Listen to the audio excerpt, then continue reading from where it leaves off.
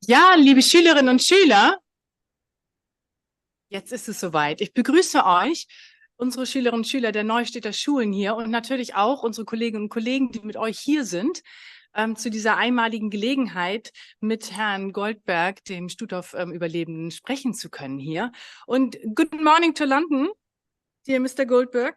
Can you hear me? Morning. Yes, Morning. good morning. It's a great honor for us that you will spend time here with us together. And here are a lot of people, and I know some of them are very nervous. And so it's a great honor for us. Ich würde auch begrüßen wollen einmal Frau Menz, die Journalistin, und Herrn Manu Salukat, die das hier möglich gemacht haben in Zusammenarbeit mit dem Reporter. Frau Heimes durfte ich kennenlernen, die sitzt hinten. Vielen, vielen Dank. Ja, und würde jetzt schon übergeben einmal an die Verantwortlichen und sage vielen Dank, dass diese Organisation so toll geklappt hat und wir hier die Möglichkeit haben. Und euch wünsche ich, dass ihr ganz viel mitnehmen könnt, die Nervosität vielleicht ablegen könnt, das eine oder andere fragen dürft und das auch nutzen könnt. Ja, und wünsche allen eine gelungene Veranstaltung an diesem Gedenktag.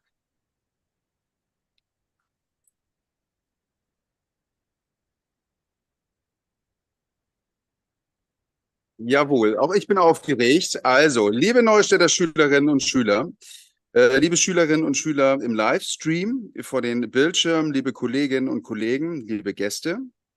Mein Name ist Manu Salukat, ich bin der Kreisfachberater für kulturelle Bildung des Kreises Ostholstein, Lehrer an der Neustädter Förderschule und eines der Gesichter des Kinder- und Jugendnetzwerks hier in Neustadt. Ich freue mich so sehr auf die heutige Veranstaltung hier, denn sie ist wirklich was ganz, ganz Besonderes.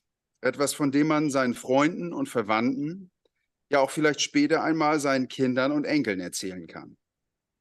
Und auch heute soll es darum gehen, eine Geschichte weiterzugeben.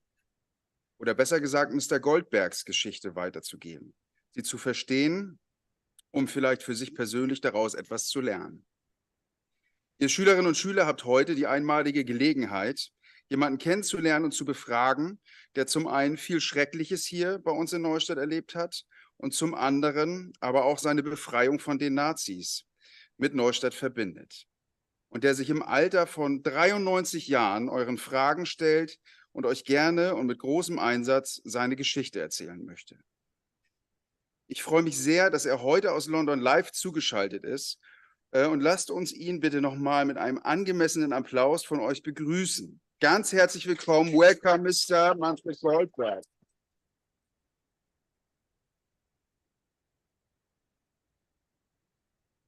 Dear Mr. Goldberg, my name is Manu Salukat. For several years, I, together with my colleagues from Neustadt schools and other supporters, have been organizing many moving school projects on the subject of remembrance culture and on the Capacona disaster on May 3rd, 1945. But the encounter between you, Mr. Goldberg, and the young generation today is quite a special moment. It is a great honor for me to welcome you on behalf of the Neustadt schools. Thank you from the bottom of my heart. I'm deeply impressed that you are so committed and open to the school event today in Neustadt and Holstein, in the city where you had to endure so much suffering on the last part of the death march, but where you also experienced incredible joy with the liberation on May 3rd, 1945. Mr. Goldberg, I'm very excited and happy to hear your personal story. Many, many thanks. I thank you.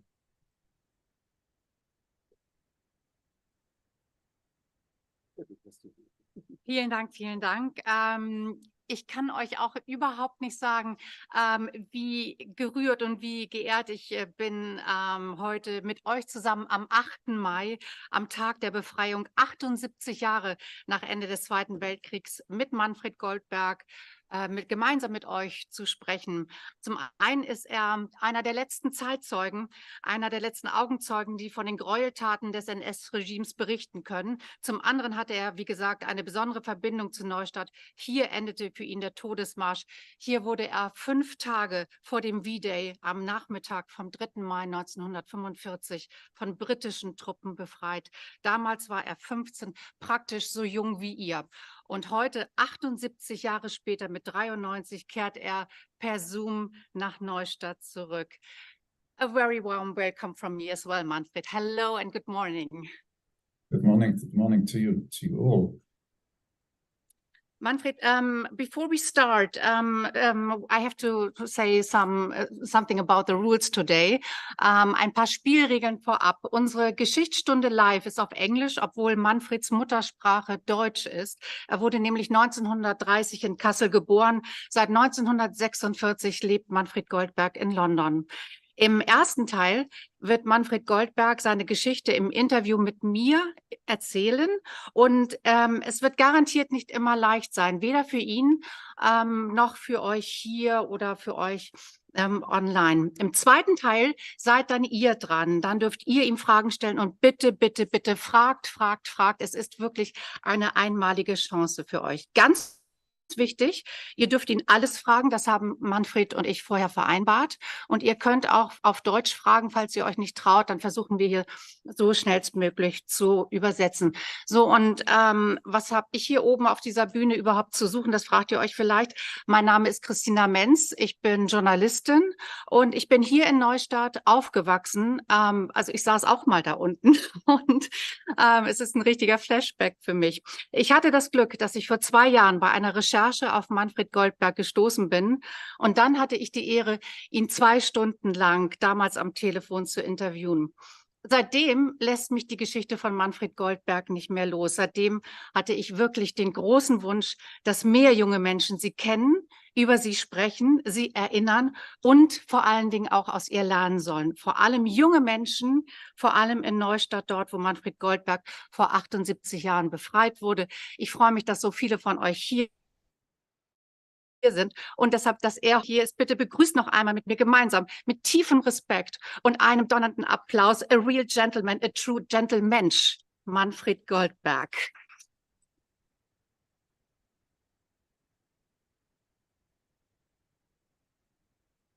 Thank you for being with us today here in Neustadt and for the online audience Schleswig-Holstein-wide. Is it, Manfred, is it the first time you speak to and with German students? It is the very first time, yes. I've spoken mainly to British students, but also to America and also to Norway and Belgium, but never Germany. So it's really something quite special today. Indeed. It's an honor. I will ask you some biographical questions, so we have a sort of a timeline, and we will also show some images you provided us. So, Manfred, let's start at the very beginning. You were born in Kassel, Hessen in 1930. Let's speak about some early childhood memories before the Second World War started. Is there a most cherished memory of happy days in Kassel, of a carefree childhood? Well, my very early childhood was carefree, but I was only 3 years old when the Nazis gained power. And due to ongoing propaganda and indoctrination, formation of the Hitlerjugend, where young people were sort of indoctrinated and brainwashed into Jew hatred, this idyllic childhood did not last very long. We tried, when we were out in the streets, to appear as little Jewish as we possibly could, because quite early on, when I was still a very little boy, already youngsters began spitting at us in the streets, and life began to become quite uncomfortable for Jewish people, for no fault of ours. The only reason was that we were Jews, and propaganda portrayed us as subhuman and fully deserving what the Nazis were sort of preparing for us. But I have some lovely memories as well. Both my parents came from Jewish religious homes, and our Friday evening meal, a family meal, and often shared with friends who were invited for our Friday night and Saturday lunch are very special occasions. As you know, Jewish people celebrate Saturday, Shabbat, as our day of rest. It is our seventh day when God rested, when he created the world. And so we, being godly in spirit, as well as human beings, follow and also rest on the seventh day, as told in the Old Testament. So these are highlights of my life. I also remember as a little boy holding my father's hands and going to synagogue on Saturday morning. Alas, this did not last during my childhood because things progressively got worse. Anti-Jewish laws were passed more or less weekly by the Nazi government, and life for Jews began to change very drastically over a relatively short period. Manfred, in November 1938, you witnessed the events of the Kristallnacht. What did you see? I did. I feel I ought to tell you that we lived in an apartment block of, I believe, six apartments. 2 were occupied by Jewish families and 4 by non-Jewish German families, one of whom was a family where the husband was a policeman in Kassel. I actually remember their name. Their family name was Dilling. I remember him as Herr Dilling, and I remember him always in uniform. And he and my father actually formed a friendship. And days before Kristallnacht, he met my father on the stairs going up, and he whispered to him, Herr Goldberg, my father told me this afterwards.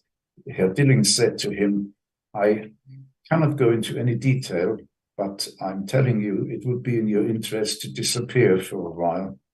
My father took the hint and did disappear. So on Kristallnacht, he was not at home. He had gone into hiding somewhere. I watched from our window a horde of German civilians sort of whipped into hysterics by a group of brown-shirted Nazi soldiers, the SR, who were leading them and sort of winding them up to sort of roam through the streets with much noise, seeking Jewish businesses. In fact, I believe that the scouts were sent out and actually put marks on the shop windows of Jewish businesses. So when they came along, they would easily recognize Jewish businesses, which they would smash, ransack, and loot and destroy as far as they could. It was very, very frightening, and they didn't stop at that. If there were sizable businesses that stood in their own grounds, they were actually set on fire at the end. About 7,000 minimum Jewish businesses were destroyed in that manner on Kristallnacht, and also at least 250 synagogues. There was a large synagogue close to us, and we couldn't actually see the synagogue, but we could see eventually flames rising from the direction of the synagogue. And indeed, it turned out that that synagogue had been desecrated, holy books destroyed, and eventually it was set on fire, and it became a shell. Eventually, it collapsed, and that was the end of that synagogue. It was never, ever rebuilt. Manfred, after the outbreak of war in 1939, your mother was left alone with you and your younger brother Hermann. And in 1941, you were deported to Riga ghetto. Could you tell us some details about daily life and conditions in the ghetto? And maybe we should show the first slide, right? The map? Yes. If I may please have the first image. We were packed into, first of all, two brown-shirted soldiers came to our apartment and told my mother she had 10 minutes to pack a suitcase. They waited, and then they took us to the railway station, where eventually a group of around 1,000 Jews, each accompanied by a suitcase, assembled. We were packed into a train. We traveled for 3 days and nights. Then we stopped.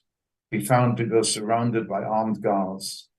And we found out very soon after that we were taken to Riga, which is the top right of the map you can see on screen. You can see Kassel bottom left, which is where we lived. I was born in Kassel. And we had been taking a distance of around 1,000 miles, about 1,600 kilometers.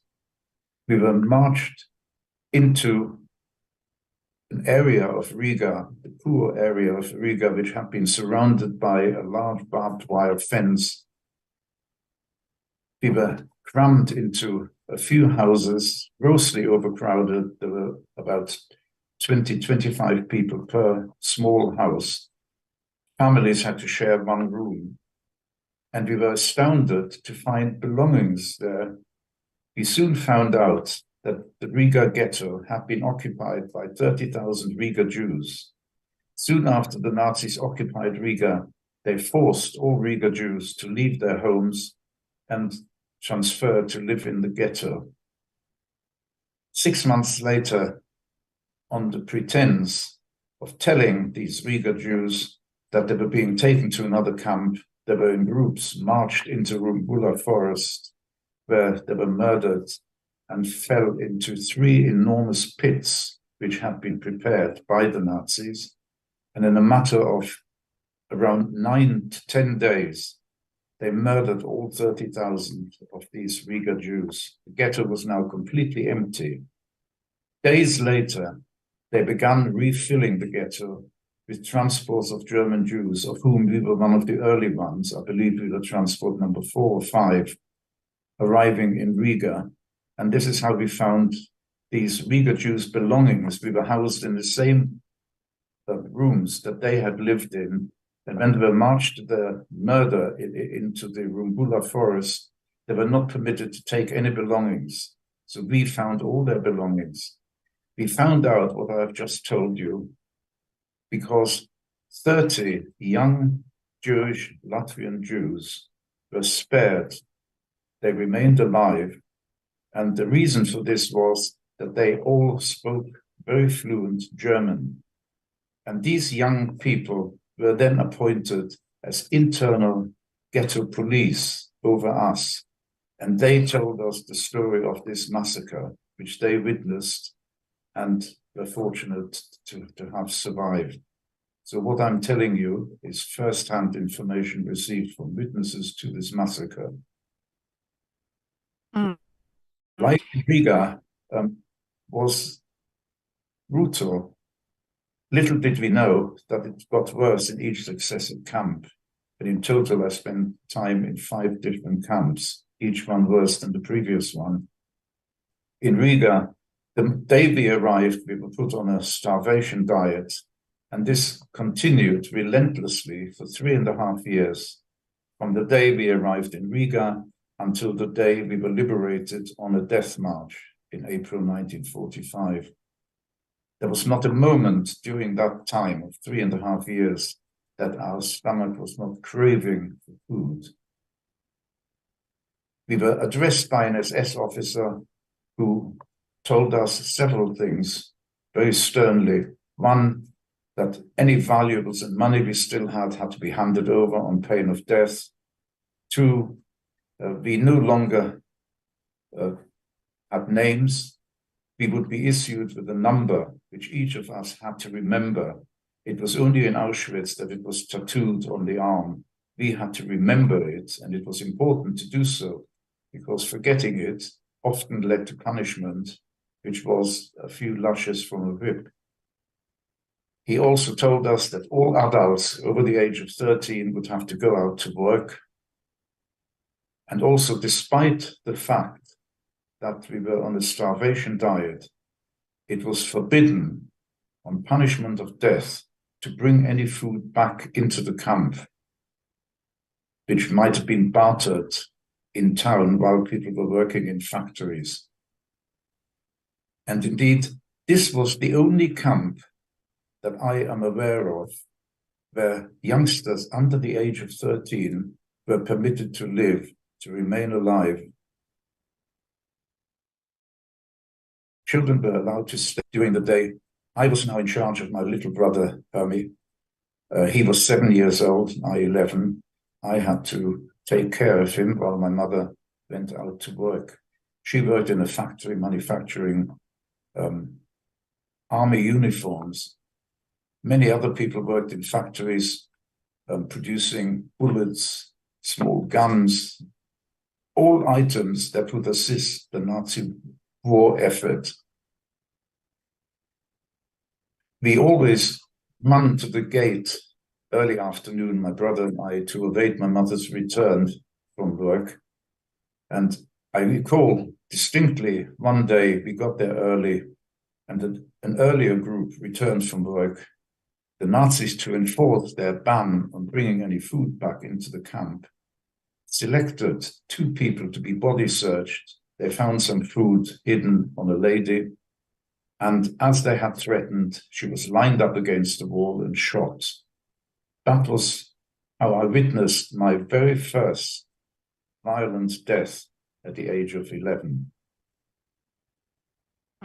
Manfred, we just put on a new slide, and I assume this is your mother and you and your younger brother, Hermann, right? That's right, correct. Yes. What is the name of your mother? Rosa, is it correct? Sorry? The name of your mother, is it Rosa? I don't understand what you're saying. What is the name of your mother? My mother's name was Rosa. Beautiful, beautiful. And when was this photo taken? This was taken shortly before we were deported. I guess my little brother was probably 6 years old, and I was 10. My father is not on the photograph because we haven't spoken about it, but he had been arrested by the Nazis to be sent to a concentration camp, and miraculously, they gave him a chance to leave Germany. My mother managed to produce a miracle, obtaining a single visa for him to leave Germany to enter the UK from a very, very kind British passport officer. He left 2 weeks before the war began.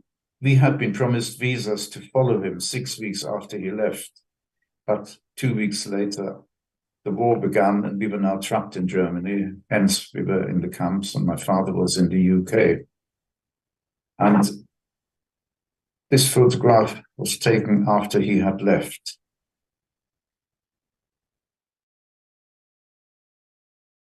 And who kept this photograph? Able to carry it around?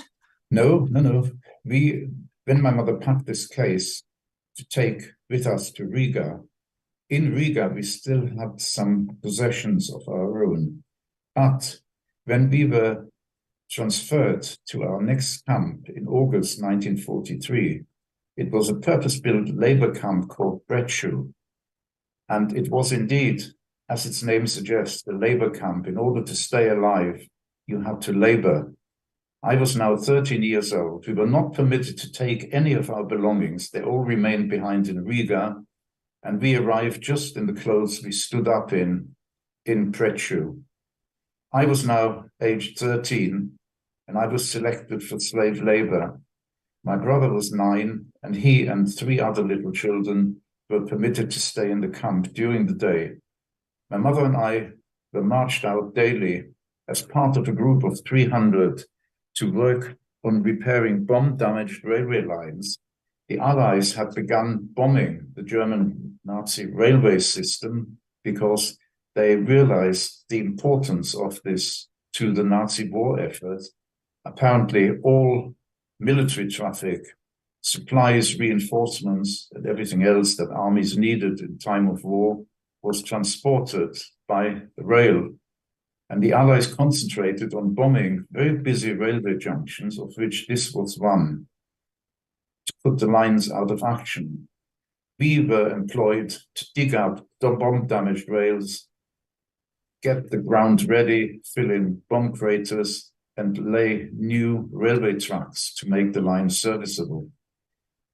We were in this camp for 1 year and spent 7 days a week for a whole year repairing bomb-damaged railway tracks.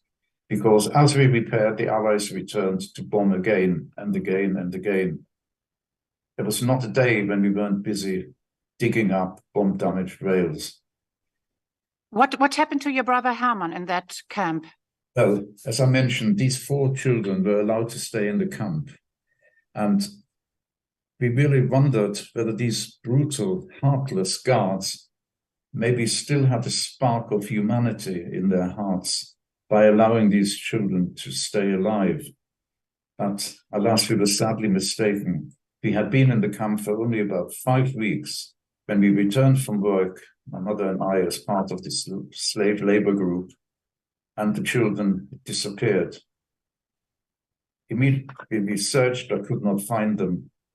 Everyone in that camp was out working during the day, apart from a handful of people who worked in a large barrack, which was known as the kitchen barrack. They were preparing some warm food for us to be ladled out on our return from work. And one of these people working in the camp during the day told us that that day 2 SS officers had come into the camp, said they had orders to pick up these children and had taken them away. And I can tell you now in retrospect, at that time in the camp, there was no such thing as mourning. Despite both my mother and I being heartbroken, particularly my mother, she never recovered from the loss of her little boy.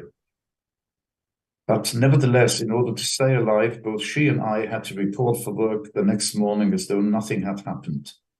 Post-war, we searched for years. For years, I refused to accept that he had been murdered.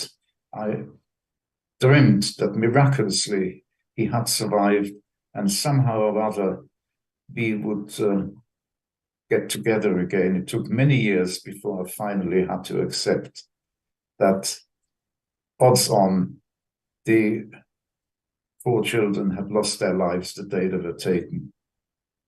Because the Nazis had no use for non-productive Jews. I told you about people working in factories. The Nazis had 2 ways of making sure that they got value for money.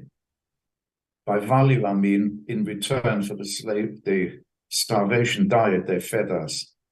The guards who escorted these groups to work in factories stayed all day and observed. They watched people at work.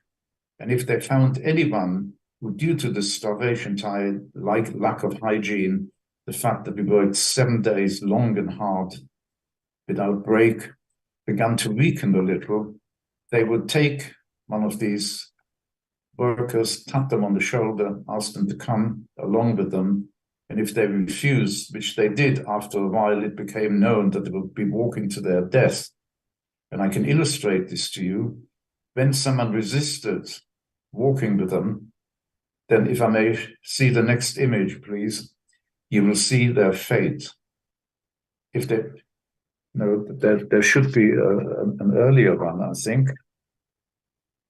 Of This someone, one? that's right, this man being dragged. This was someone who was tapped on the shoulder, and he knew already that he was being taken to be murdered and refused to go voluntarily. And here you see what followed. Some guards would take him, strap him to a long wooden stick, and drag him to what was known as an execution site, where he would be shot and his body thrown into a mass grave. And I would like you to note that it says Latvian soldiers in the Riga ghetto. 90% of our guards were Latvian volunteers who hated Jews sufficiently to volunteer to do this work for the Nazis. Only 10% of our guards were Nazi Germans.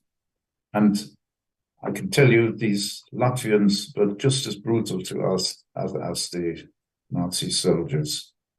Manfred, before we talk about the climax of horror, about Stutthof, the KZ Stutthof, I want to ask you, how were you able to cope with the horrific circumstances over all these years? What kept you alive? Was it your strong will, your religion, the love, your mother? No, it was not my religion. I am being honest when I tell you that I never thought of God. I was a little boy. I began attending school aged 6. I attended a Jewish school, the only Jewish primary school in the town of Kassel. I had been there for about 2.5 years when the Nazis closed down that school. And my education stopped when I was 8.5 years old. Any Jewish students who attended non-Jewish schools were expelled, so there was no education for any Jewish child after Kristallnacht. Then in the camps, of course, there was no education. So in all, I never went to school again after the age of 8.5. I missed 7 years of schooling until I arrived in the UK, age 16.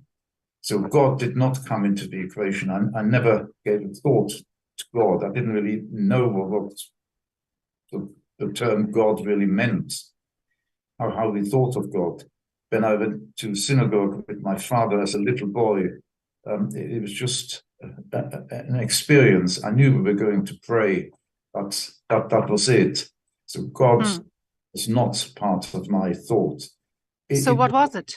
It was, I think, I possessed probably in good measure what I think is the strongest instinct any human being possesses, and that is of survival. I wanted to stay alive. In the first 2 camps, both Riga and Prechu, we were still allowed to live together with my mother. And my mother couldn't help me, but she kept advising me, behave in a manner so you will not be noticed. If you're asked to do anything, no matter how difficult, do it to the best of your ability. The thing I can advise you is not to be noticed. And I kept that at the forefront of my mind. It was no guarantee of survival because each day, people who were alive in the morning were no longer alive by the end of that day due to no fault of theirs. If you were in the wrong place at the wrong time, that there was nothing anyone could do to save you. But on that basis, life was a bit like a lottery.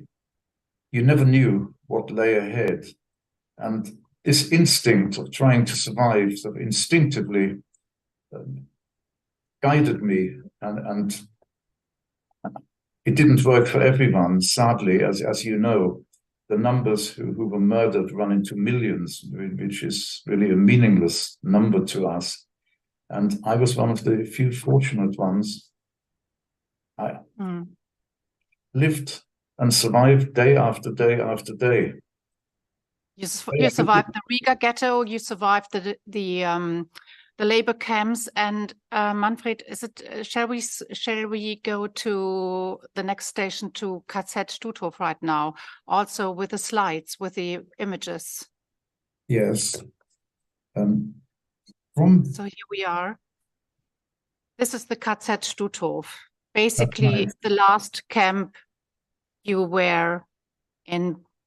Probably the fact that we have been working on the railways, repairing railway lines, which was vital for the Nazi war effort, helped us stay alive. Because when we were taken to Stutthof, the first time, which was in August 1943, we were told that unlike the vast majority of inmates of Stutthof, we were there in transit. Stutthof, in fact, if I may have the next slide, I think you will see the entrance gate of Stutthof. And that gate was known already then as the death gate, because once you entered Stutthof through that gate, effectively, you were sentenced to death. very, very few people ever left Stuttgart alive. And we became the envy of all the inmates of Stuttgart when it became public knowledge that this group of 300 would be leaving Stuttgart alive to go to another camp. And indeed, after some weeks in Stuttgart, we did. We worked in another labor camp, also repairing railway lines because the Allies were bombing them all over Germany. And I feel that the experience we had gained made us valuable labor for the Nazis and helped us stay alive. After 6 months of working in that second railway depot, we were taken back to Stuttgart a second time. And that time, not in transit, but as inmates.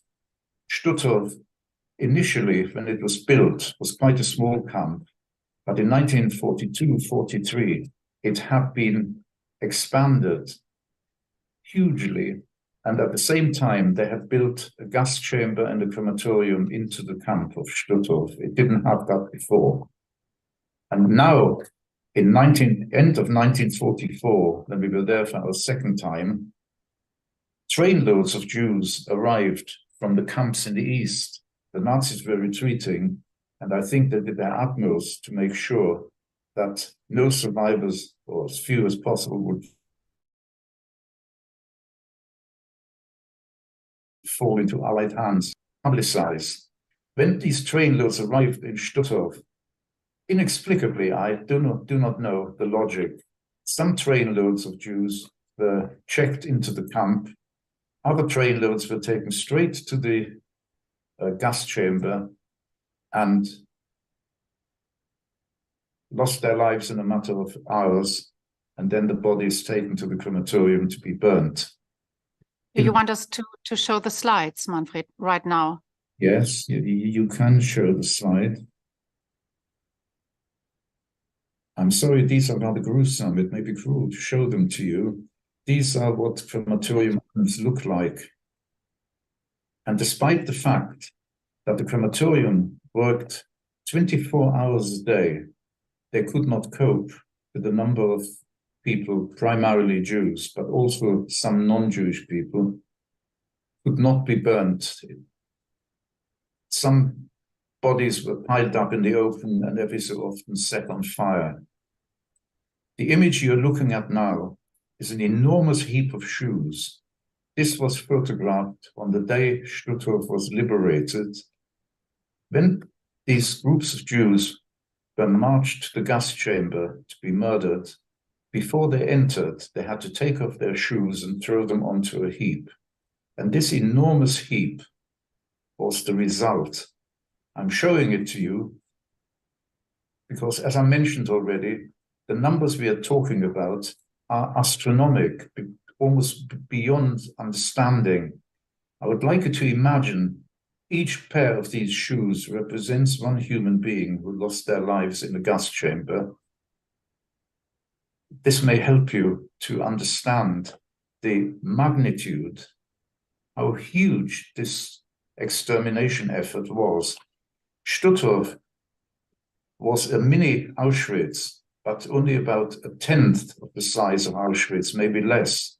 So in Auschwitz, there would not have been one heap of shoes. There would have been probably a dozen, 15 or more heaps like this, taking into account the relative numbers murdered in Stuttgart as against Auschwitz. It may perhaps help you to understand the calamity of Jewish people losing 6 million plus people, including 1.5 million innocent children. That's a very powerful comparison and a very powerful image. Manfred, If I may show the next image. I'm sorry. The next one, yeah. You all read German. I'll give you just a few seconds to read that letter. It's a letter from an SS officer to the commandant of the camp, telling him how much hair they had collected, because in addition to people having to take off their shoes, that they were observed by SS as they walked into the gas chamber, and any young ladies who had not had their heads shaved or really, but had long hair, were taken aside, and they were shorn of their hair. And that is the hair he was speaking about. It was disinfected and then sent to Germany to be turned into wigs. So nothing was wasted. Likewise, bodies often had their gold fillings extracted from their mouths, and the gold was collected by the Nazis. I'm showing you this because recently the secretary to the commandant of Stuttgart was put on trial, and she denied that she ever knew anything untoward was happening. This letter should be proved because it was addressed to the commandant's office, and it must have gone through her hands. And likewise, the man in charge of the gas chambers no doubt had to file a monthly report how many people have been murdered that month. So the evidence certainly went to the commandant's office. The next image I would like to show you, just very briefly, are images of the two commandants. If you just read what it says below the pictures, you will see how relative justice is. The first one was tried by the Russians and executed. The second one, who had many more lives on his conscience. Most of the murders took place after 1942, when the gas chamber was built into the camp. And he got away with serving 3 years in prison before he was released and continued living a normal life under his own name. Well, Manfred, before we come to the death march, is there anything, I don't want to interrupt, but shall we make a little step towards April 1945, end of April? Or is there anything you want to add at this stage? Well, only to tell you that Stuttgart was not only an extermination camp, but it was also a camp in which people, even if not molested directly, were slowly but surely starved to death. Discipline was not what it was the first time we were there. There wasn't enough food for everyone. People had to queue up for a ladle full of the watery broth. People at the back of the queue often didn't get any food. People died every night in their beds from starvation or sickness. So it was a camp where there was no future for anyone. We had been there for quite some time until in April 1945. One morning, about 2,000 men were selected, I included. We were formed into a long column, and under armed SS guards, we were marched out of the camp. As we left, we could see the adjoining ladies' camp also had a long column of ladies marching out. Eventually, the two columns merged, and there was one long column of around a good 4,000 of us being marched under SS guard. Manfred, just let me interrupt for 1 second. I just want to remind everybody here. Also Manfred ist jetzt, wir sind praktisch nahe Kriegsende, und Manfred ist, wie gesagt, 15 Jahre alt und hat all diese Toten in den Camps erlebt. Er hat alles überstanden, und jetzt macht er sich auf die letzte Etappe seines Todesmarsches Richtung, die in Neustadt enden wird. I'm sorry, I just wanted to sum it up, and I think once again it's these powerful images, and just thinking about that, you were 15 at this stage and 14 and 13 when you were in Stuttgart is just unimaginable. So please continue, Manfred. So we are now on our way to the barges, right? That's right. As we were marching along, of course, my uppermost thought was my mother, who had been in the ladies' camp, and I'd had no contact with her in Stuttgart because we didn't go out to work. So there was no possibility. The ladies' camp was separated from the men's by a barbed wire fence, and there was one of these guard towers looking over the fence, and we were not allowed to approach it. So very occasionally, I would stand some distance from the barbed wire fence and see my mother on the other side searching for me. We could just wave to each other, not speak to each other. All it meant that each knew that the other was still alive. On that morning, as we were marching, of course, I began searching through the column to see whether my mother was there. She likewise had no idea whether I was marching or left behind in Stuttgart. Eventually, we did find each other and we were overjoyed, not because for any positive reason, but we didn't know what our fate was intended to be, but at least we would share it. We walked most of the day. Anyone who couldn't keep pace with the column and trailed behind was shot by the guards and their bodies just left where they fell. Eventually, we reached a small port before Gdansk, and they packed us into 4 old wooden barges. We had to sit down, open our legs wide so that the next person could sit really tight against us, get the maximum number into each barge. Then 4 tugs appeared, manned by SS, and they began towing these 4 barges onto the sea.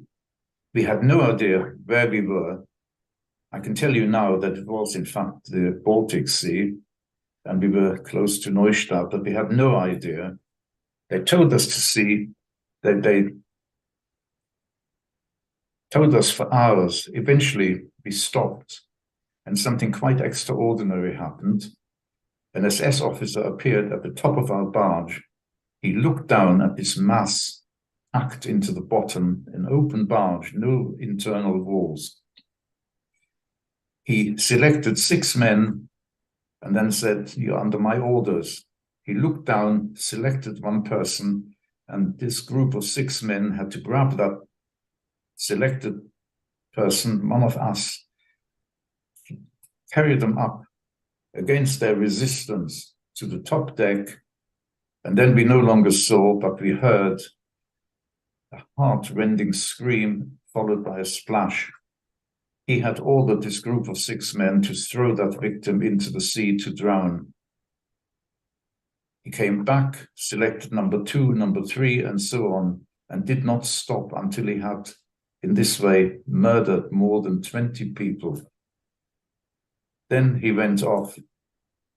We continued our journey. The next day, exactly the same happened. The column stopped. He appeared. He murdered in the same manner by selecting people, and he was quite precise. Once he had set eyes on his victim, that's the person he wanted, not the one next to that. That's the one who had to be dragged up and murdered in the same manner. One day, with a smirk on his face, he said to us that they had to do it because they were using too much fuel towing us. On day 6 of this ordeal, the tugs uncoupled themselves, left us in mid-sea, and disappeared. They had done this previously, but always returned after a relatively short period. We thought that they had probably gone to refuel, but on day 6, they did not return. We didn't know what was happening. People thought that they'd gone to get some explosive to try and blow up the boats, sink us and just drown us and get rid of us. Nobody knew, but speculation was rife. On our barge, in addition to us Jewish prisoners, there were also some prisoners of war who had been taken to Stuttgart. They had been fed a better diet in Stuttgart because they were under protection of the International Red Cross, which did not protect Jews. They were in a better physical shape, and they clambered up on deck, a group of them, and they sent a message down that we were actually quite close to shore, and they were going to attempt the impossible, in our view, to try and move the barge to shore. They prized loose some long wooden floorboards up from the upper deck and arranged themselves as a rowing team around this large barge containing nearly 1,000 bodies, not 1,000 human beings. It didn't seem credible, but after they had tried for quite some time, the message came down that we were actually beginning to respond. They rowed until they were utterly exhausted. By then, the message came that the barge was responding very, very slowly. So when they were too tired to row, other people volunteered, and in that manner, the rowing continued all day long, just to cover a few hundred meters. It was a snail's pace, or even slower than a snail, that it moved towards shore. It continued all day long, into the night, and through most of the night, until eventually, close to dawn, the barge ran aground, close to the shore, and people began clambering up on deck. And it meant jumping into the water and then wading ashore. But the water was not deep. You could wade through it without having to swim.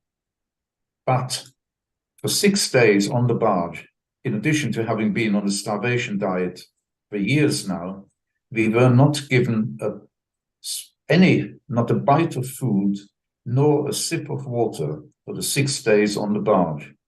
As a result, quite a number of people who had been in very poor shape, as I told you, anyone who was not strong enough to march was shot by the guards as they trailed behind. Now, after 6 further days of complete starvation, many people were close to death. They had lost what I told you earlier is probably the most powerful instinct of a human being, that of survival. They just sat there listlessly, not taking any notice of people clambering up and jumping. They just remained seated on the barge. Those of us who still had an ounce of strength clambered up, jumped into the water, and made our way ashore. But it was a very dark night. There was no sign of habitation. No light could be seen in any direction. We didn't know what to do next. Which way is it safe to run? And while we were wondering what to do next, to our horror, the tugs containing these SS men who had been towing us returned. Manfred, for clarification, I just want to say something in German here. So, wir reden gerade von der Nacht 2. auf den 3. Mai 45 und Manfred ist mit dieser Schute, mit diesem Binnenschiff auf Grund gelaufen vor Neustadt. Und ihr müsst euch das vorstellen, das ist ungefähr da, wo das Lotsenhaus ist, wo der Ehrenfriedhof heute ist. Und da gehen Manfred und die noch laufen können, die Kraft haben, über Bord zu gehen, die springen ins Wasser, unter anderem Manfred und seine Mutter, und erreichen dann das Land. Und das ist am frühen Morgen des 3. Mai. Also Manfred ist jetzt in Neustadt sozusagen angekommen. Please, Manfred, continue. These SS officers who returned didn't expect to find what they saw. They were very annoyed, and a group of them got onto the barge we had just jumped off and shot all these people who were close to death, who remained on the barge. We heard a lot of shooting. Another group came ashore, rounded us up, and we felt our last moment on earth had come. But they did not shoot us. They lined us up in a column and asked us to march again. I know we are very tight for time, so I would just condense the moment of our liberation. We were marching along, and eventually we saw a column of tanks coming towards us. Oh, Manfred, this part, we can't skip this part, because we have to tell the audience here that you had to march along the Jungfernstieg, or I say it in German, Manfred, hold on a second. Also, die Truppe ist am Jungfernstieg am Hafen längs Richtung Wieksberg geführt worden, also wo heute die Kaserne auf dem Wieksberg ist. And while you were standing there, Manfred, you witnessed the bombing of the Capacona, of the other ships and the Capacona. You witnessed that, right? In the afternoon. Indeed, yes.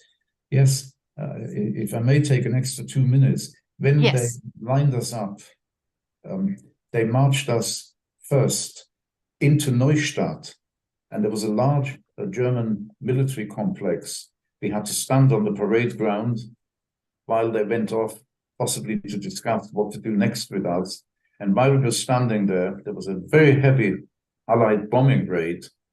We could see the planes fighting each other in the sky. Many bombs were dropped. We silently prayed that they would bomb our barges so we couldn't be put back on them. And it lasted for quite a while. We stood there for probably an hour and a half while this air raid was going on.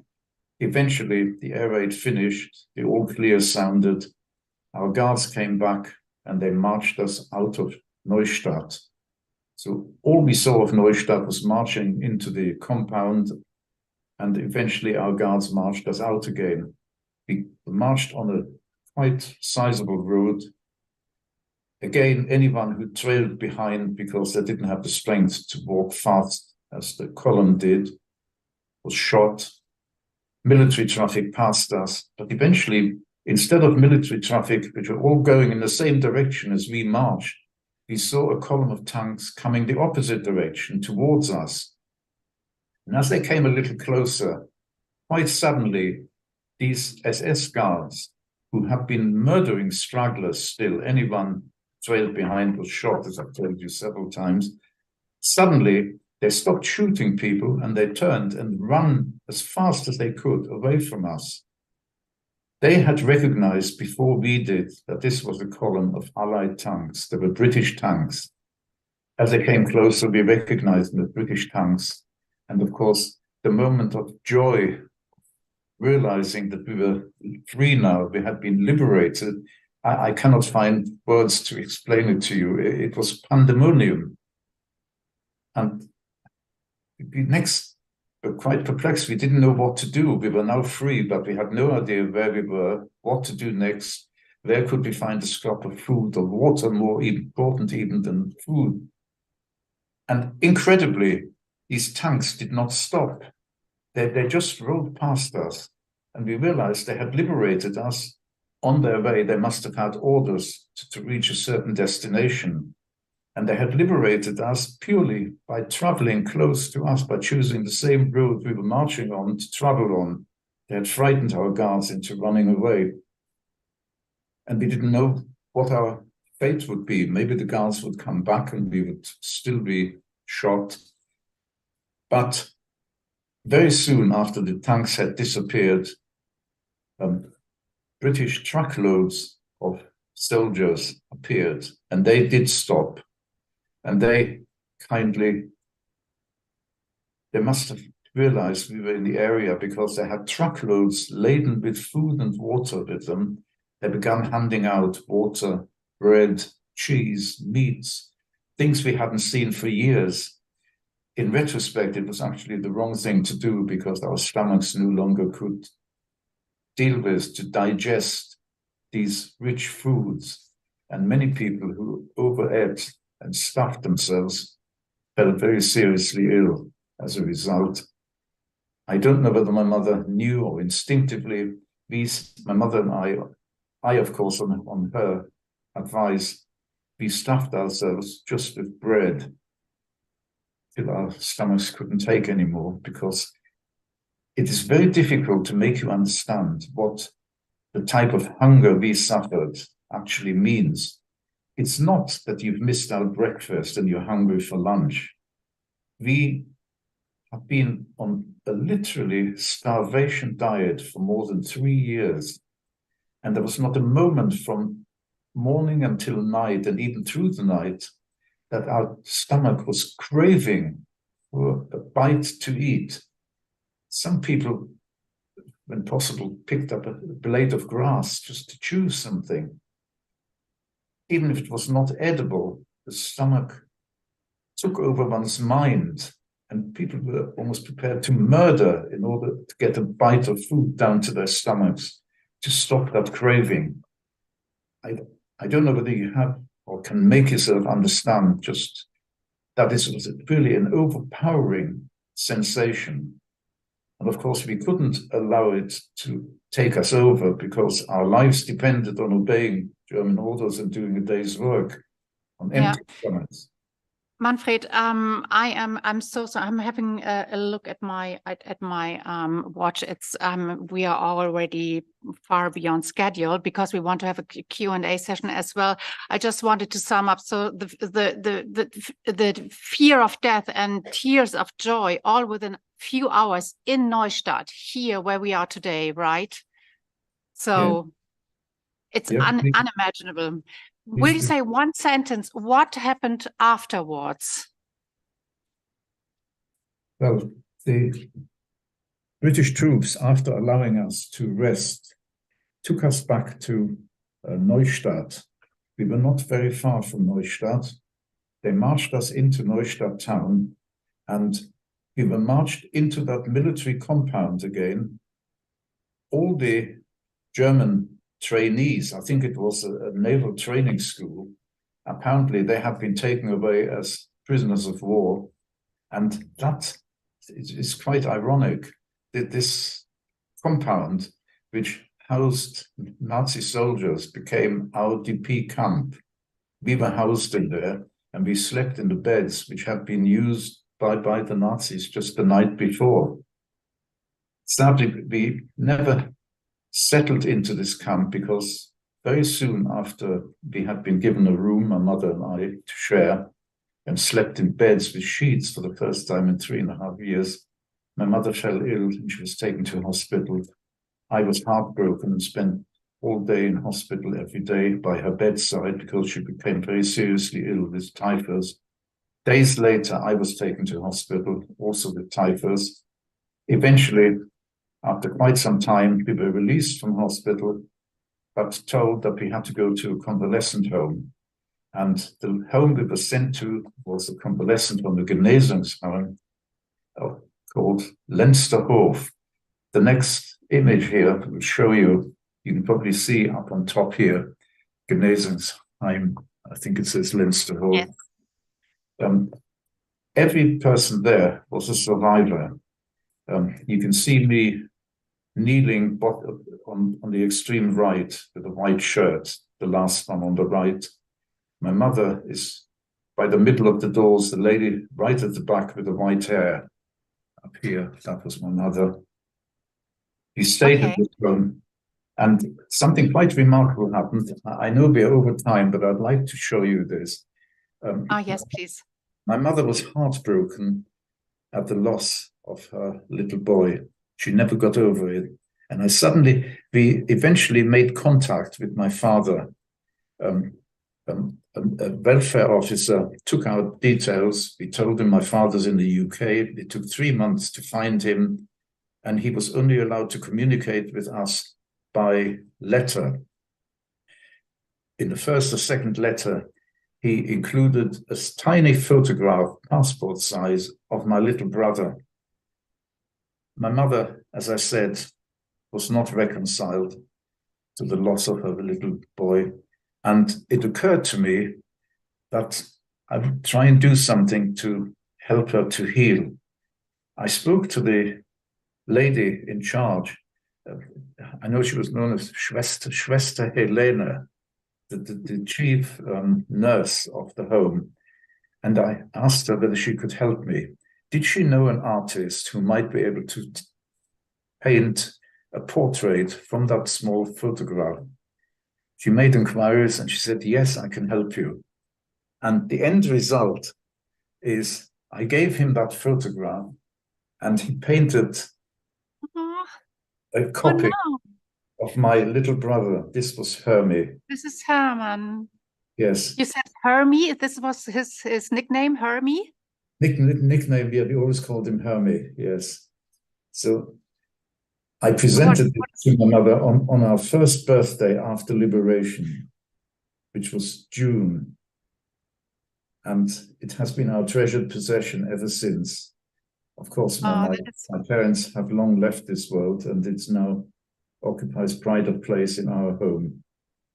That is so sweet and moving, Manfred, and thanks for sharing that with us here. I just wanted to ask you, I mean, you in our last conversation, you told me that all these memories are stored in a part of your mind that is immune to aging. Do you also have a keepsake box with mementos?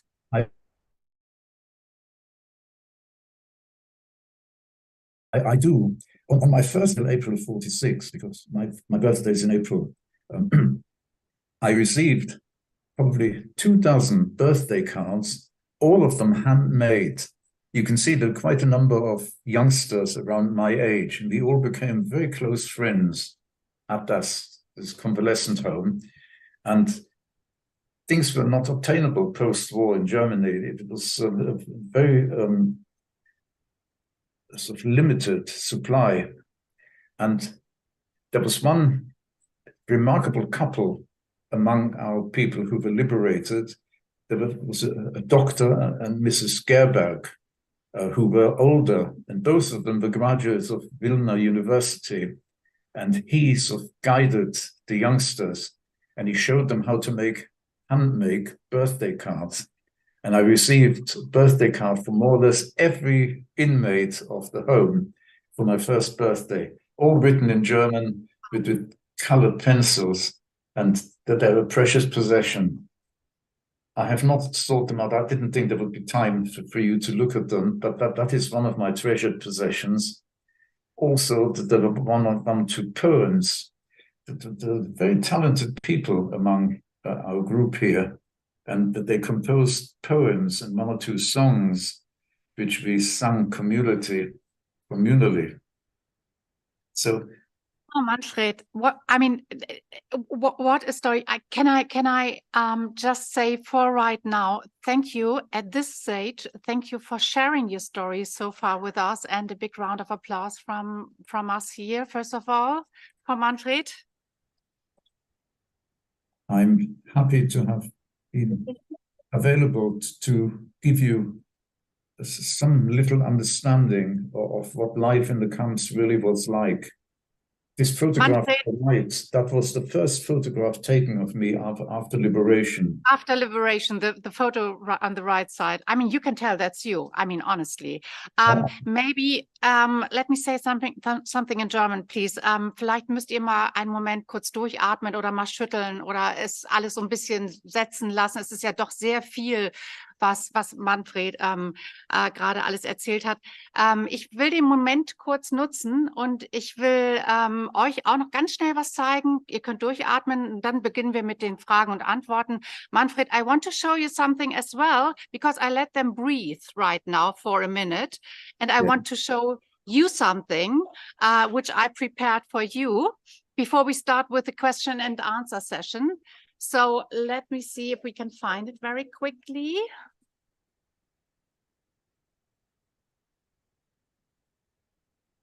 These are also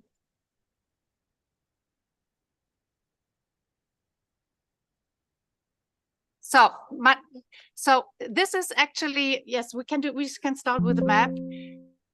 I just want to show you, this is the map of the day of the 3rd of May 45. So das ist der Schauplatz Neustadt vom 3. Mai 45. Also man sieht hier, wo Manfred gelandet ist, welchen Weg er gehen musste und praktisch, wo er oben am Exerzierplatz für den Moment stand, als die Capacona bombardiert wurde. Auf dem nächsten Bild, das sind diese Binnenschiffe, das sind diese Barges, von denen Manfred erzählt hat. Das ist einer der Schiffe, die Vaterland in dem Fall, auf der Manfred angekommen ist. Auch das nächste Bild zeigt diese Barges noch einmal.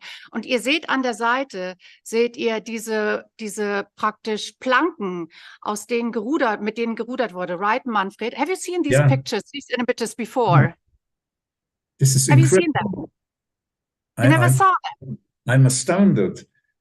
Yes, this is, I mean, I really have to explain. This is the first time you see them. Yes. I've never seen this before, no.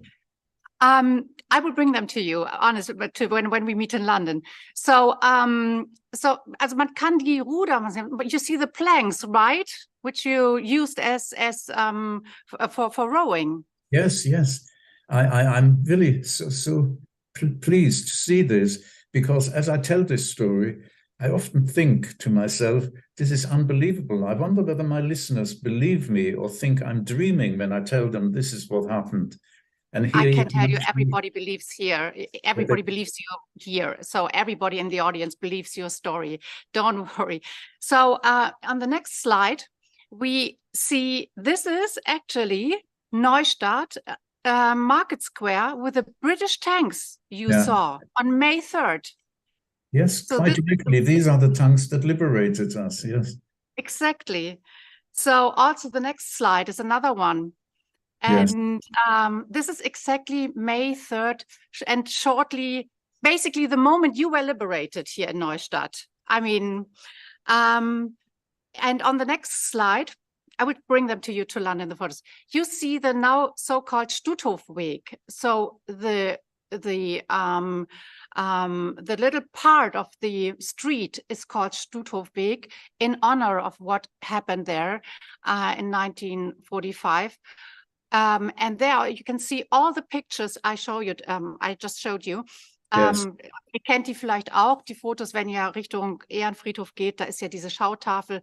Und da wird die Geschichte von Manfred, die letzte Station seines Todesmarsches, noch einmal zusammengefasst. So, and on the next slide, the next picture, this is actually the beach. I took that photo 3rd of May last week. So this is actually the beach today where you landed 78 years ago. This is what it looks like. Das ist alles natürlich bekannt für euch. And the next one, do you recognize it, Manfred? Yeah, yeah. Das ist das Genesungsheim Lensterhof, also das ist bei Grömitz, und genau da hat Manfred viele Monate nach dem Krieg verbracht. Da sind die Fotos entstanden, die ihr eben gesehen habt von ihm. Actually, I think it will be torn down at the end of the season, unfortunately, so it's the last chance that I took this photo. And the last slide, this is actually the Cemetery of Honor, directly at the beach where the commemorations are every year. And this is the Jewish cemetery in Neustadt. So these are the places where we commemorate the victims of 3rd of May, 1945. So this is what I wanted to share with you, Manfred. Thank you so much. I cannot express it in words. It's really... I know I shouldn't feel elevated, but it really brings back vivid memories to me. Thank you so much for going to the trouble of doing this. Oh, no, you're very welcome. So, and finally, we start our Q&A session. Is there one question from the audience? Otherwise, I have some written question here as well I received in the beginning. So who wants to start? Any volunteer? Okay, wir sammeln sie, they collect the questions. I have one for you from Katharina and one from Janice. They are so sorry not being here with us today because they are on a class trip, but they have been studying your story, Manfred. Katharina is 15 in 9th grade and she's going to the Küstengymnasium Neustadt in Holstein. And she is asking a very complex question, I would say. She wants to know, how did the events affect your understanding of humanity? Well, I was still a boy, effectively, when I was liberated. I was 15, just weeks after my 15th birthday. When I finally came to the UK, age 16.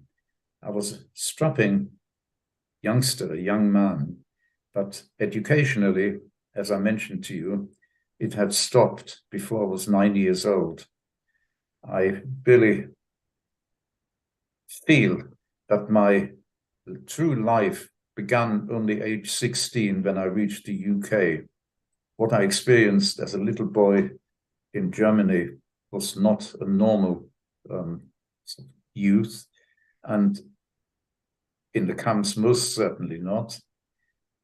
So I didn't have a bright view of humanity. It was beyond understanding that people with a human heart and soul could carry out these atrocities.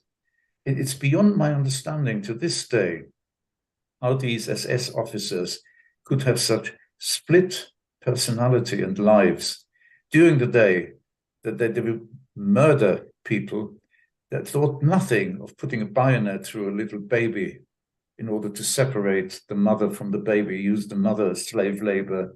She didn't want to let go of the baby, so they would just bayonet it or shoot the baby. And in the evenings, they would go home and be loving parents to their children. It's beyond understanding. It took me a long time to come to terms with that. And I really cannot understand, just as I cannot understand altogether how God could permit this to happen.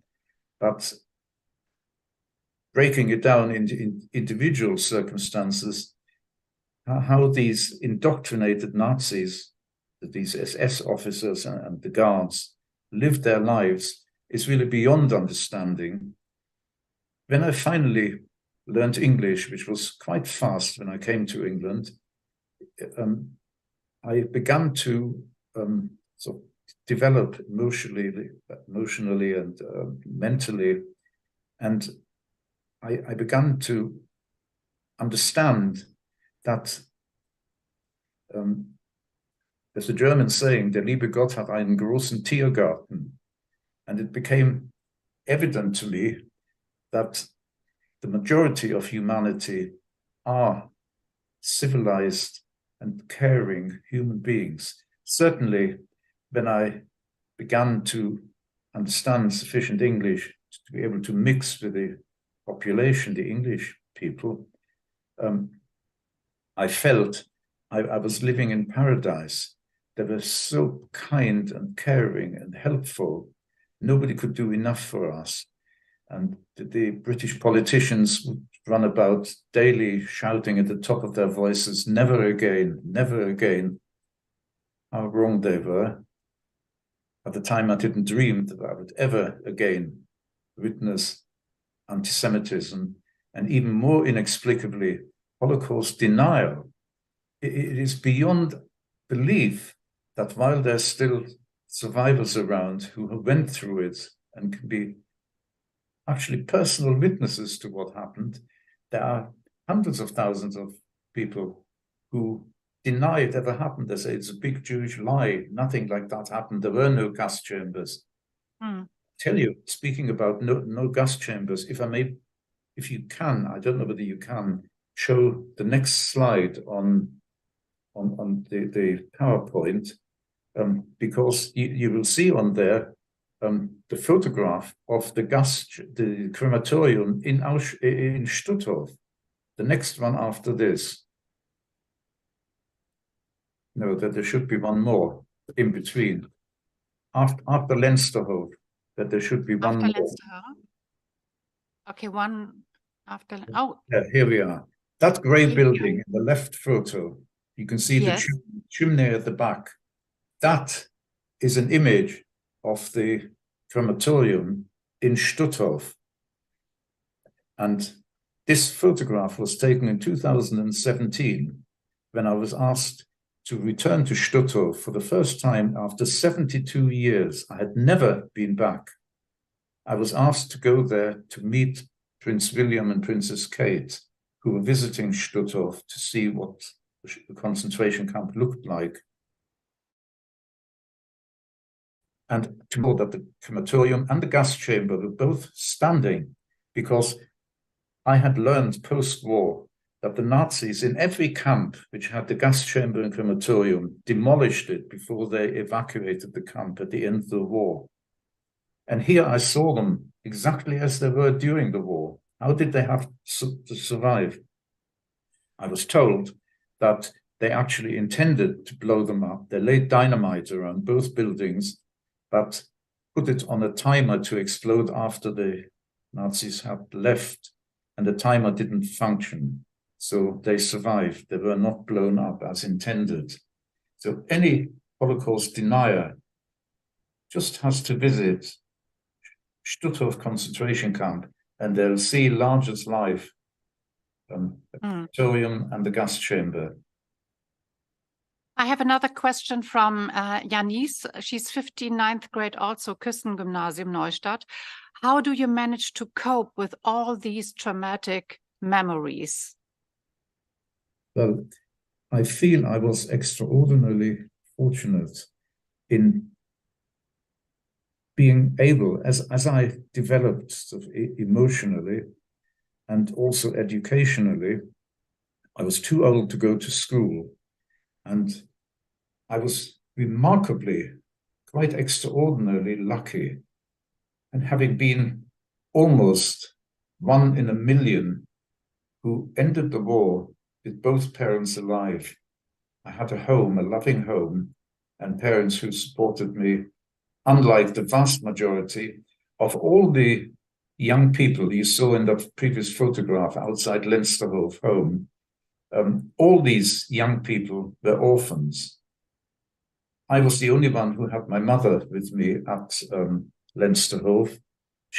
And there was a story behind her survival as well. She had been selected to be murdered, and due to the initiative of a few people, of whom she was one, she managed to run from the condemned column to the surviving column before the guards stopped it, and they didn't recognize her. So although many people were dragged back to the condemned side and murdered, they overlooked her, didn't recognize her, and she managed to save her life that day.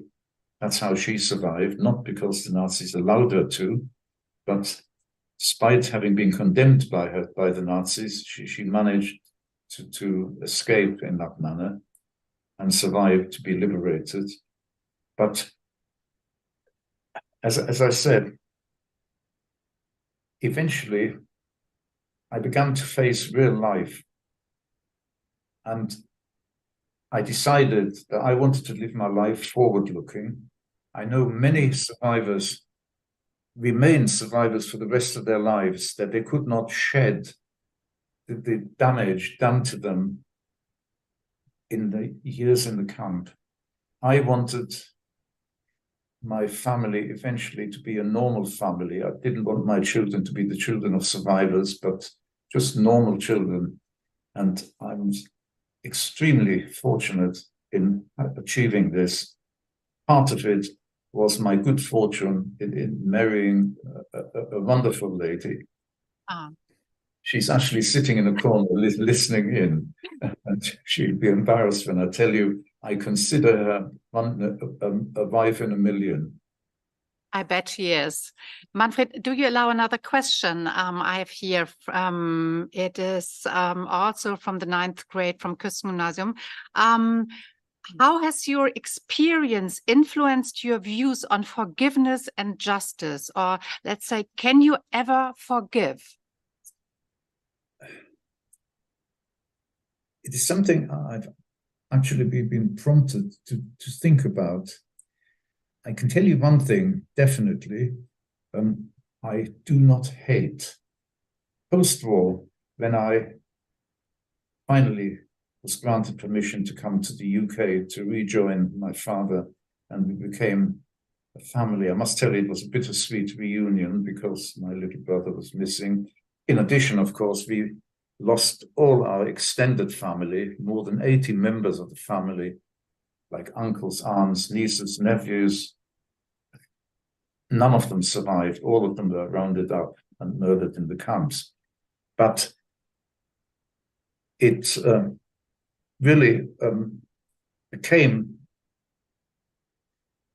imperative to me that our children should have a normal upbringing, which I'm pleased to say we did manage to achieve. But you said to come back to the question of forgiveness. You do not hate, but you can't forgive, right? I did not hate Germany, but I could not face the prospect of sort of walking in the streets in Germany. The last I remembered, we had to wear a yellow star, and people could spit at us as we walked past, if not worse. But I did not hate, but could not face the prospect of going back to Germany ever, because inevitably, as I walked the streets, if I met anyone old enough to have been an adult during the war, I would instinctively begin to wonder, what was that person doing during the war? How many Jewish lives are on his conscience? And I didn't want to expose myself to this. But something really remarkable happened as a result of my trip to Stuttgart to meet the royal couple. There was enormous publicity worldwide. I was interviewed by many reporters. And as a result, I received an email from the Stolperstein organization in Kassel, who said that they had become aware that I was a survivor from the publicity. And they also found out from an interview that I was born in Kassel. So they sent an email saying they would like to place Stolpersteine outside our home in Kassel, but they needed my permission, and they would invite me to come to the unveiling. I thought about it long and hard that I could bring myself to go back, and I did. And I can tell you that during the contact I had with the organization organizing it, I became aware that young Germans are not like my experience or my memories of German people, pre-war, sort of looking down on us, having been brainwashed that Jews are subhuman, don't deserve to stay alive and so on, that these young Germans were doing their utmost to beg forgiveness for what their elders had done. And they said, not in our names. We feel about them as you do. And this is why we are here today. That's really they wonderful.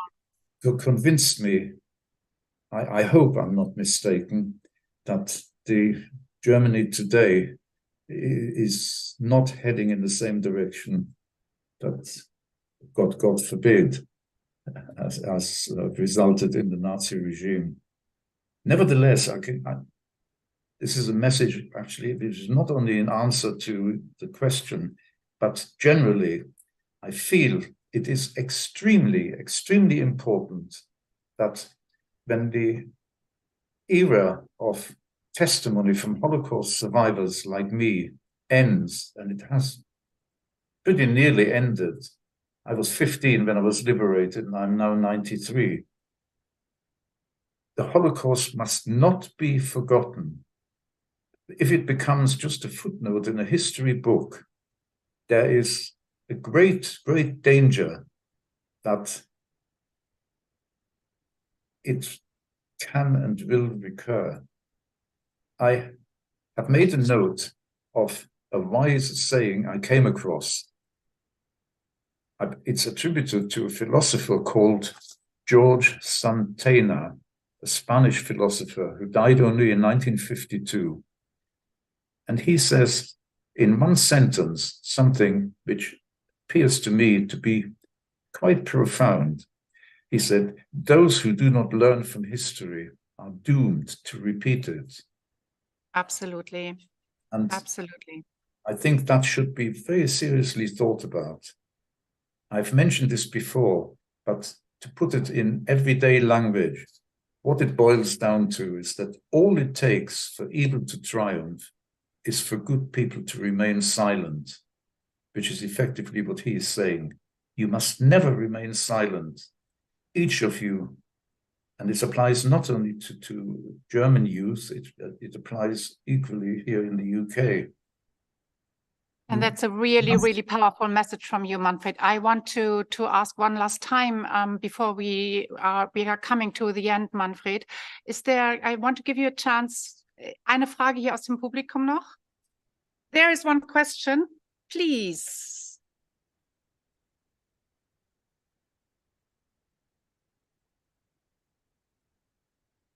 Magst du nach vorne kommen und das etwas, weil man das hier leider gar nicht verstehen kann. Komm nach vorne.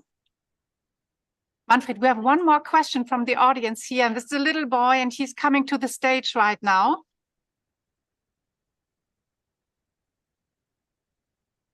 Come up here. Come up here. And ja. Okay, so, wie lautet deine Frage? Wie haben Sie es geschafft, im KZ und im Ghetto zu überleben? How did you manage to survive in the concentration camp? So what took it?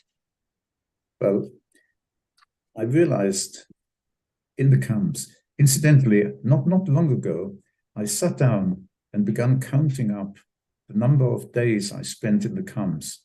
And it came to sort of a quite memorable figure. It was 1,234, 1, 2, 3, 4 days in total that I spent in 5 different camps. And as I thought about these 3.5 years in the camps, it became clear to me that you could not be clever. That was not enough to survive. It was really a lottery from our point of view. You could be best behavior, a good worker, and nevertheless, you could end up being murdered. There's nothing anyone really could do to ensure survival. But I realized that life was a lottery in the camps. And it was a lottery if you were still alive in the evening of that day, you had won the lottery for that day. And on that basis, I began to consider myself one of the luckiest people in the world. I had won the lottery 1,234 times. I cannot take personal credit for having survived because, as I tried to make clear, there was nothing, anyone, my mother could not protect me, no one could. At the whim of an SS guard, you could lose your life. These guards had total power over us, they didn't have any questions to answer. Jewish lives were worthless. So, and as you said before, Manfred, I guess just to keep, low key, and don't, shine. Right. I took to heart my mother's advice to me. She said, behave in a manner that you will not be noticed. If you remain anonymous, that is the safest thing to be. Vielen Dank. Thank you very much, Manfred. One last question here.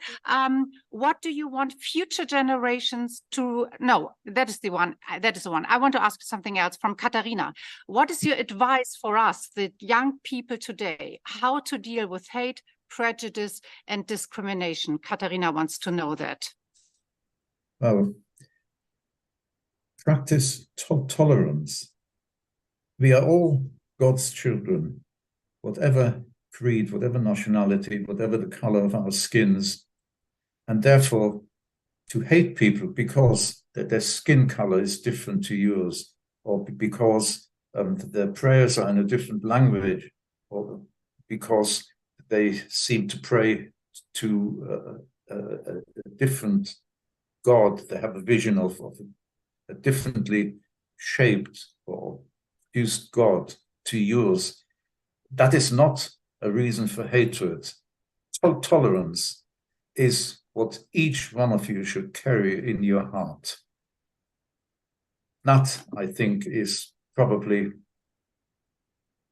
the bit of advice which may not be easy to carry out, but certainly should be practiced.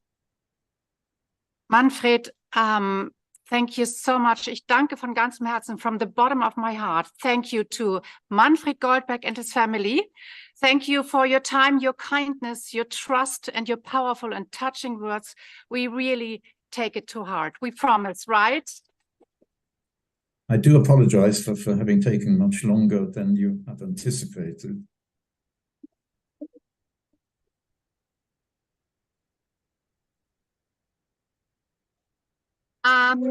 I also want to thank the Holocaust Educational Trust in London for all the support, especially to Anna.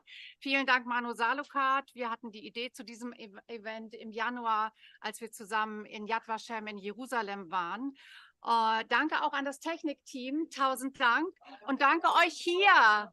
Danke euch hier in der Aula und allen online, vor allen Dingen auch. Bitte bleibt achtsam, tolerant und interessiert und vergesst nicht seinen Namen und vergesst nicht seine Stimme, vergesst nicht seine Geschichte und vor allem nicht seine Botschaft.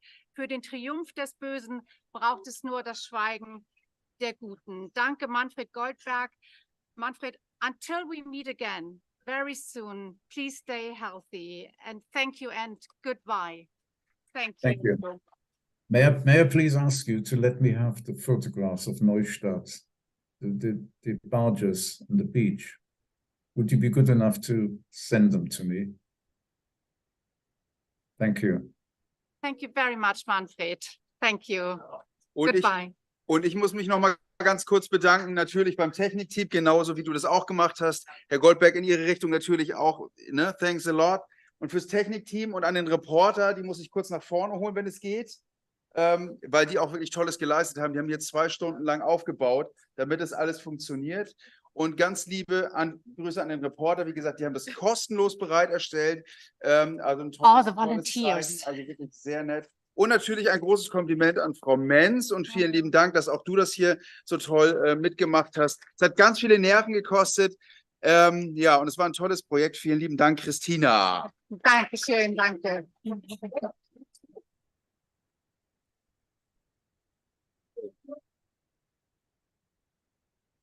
Und wie gesagt, wir werden Manfred nicht vergessen und wir werden seine Geschichte weitererzählen.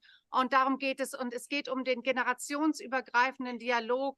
And Manfred, we promise really, we do our very best and we will never forget you. Thank you for that lovely, lovely, incredible, moving, touching day. Thanks a lot, Manfred. Goodbye, Manfred. Thanks. Okay. Bye-bye. Ja, okay. Ihr seid entlassen. Das war's. Okay. Ja, noch nicht ganz.